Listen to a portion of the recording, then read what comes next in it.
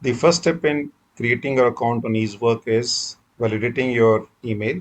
You will get an email from EaseWork like you can see here with the subject of account validation request. It will mention the name of the company which has requested to add you as a user. This should be your company name. You need to click on the validate account button. You'll be navigated to a new page where you would see your company name, your access URL. This is important because every time you log in, you will have to mention this URL. You need to put your username. You need to also put a password and solve the verification riddle. And finally, click on the I agree to terms of service and private and security policy and click on validate account. The moment you do that, you'll be navigated to the EaseWork onboarding page. You will get a welcome message here.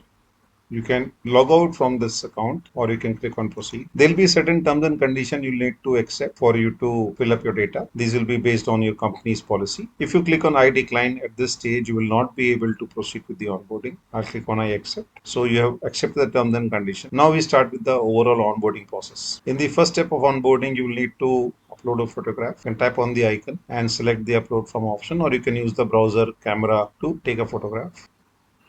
I have selected a sample image as the photo. We click on next. Now in a step-by-step manner, the details required by you to fill up the onboarding form will be presented to you. We'll quickly go through them. You need to also provide your address. Click on next. You might be asked to provide your bank account details. Click on next. If you have a UN number or a PF number, you need to select yes here. It is important that you rightly select these options because duplicate UN numbers are not allowed. So let me just select yes and go to next.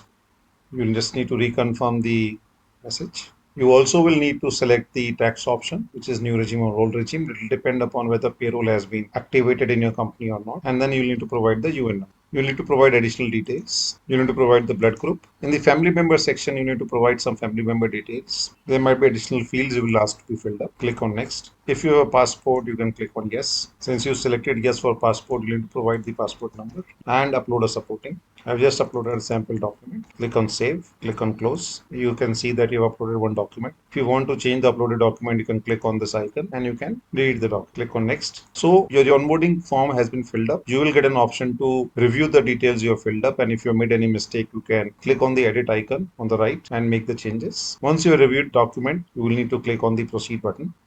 A final declaration is being taken from you. You just need to click on proceed. This completes the onboarding process. Thank you for watching.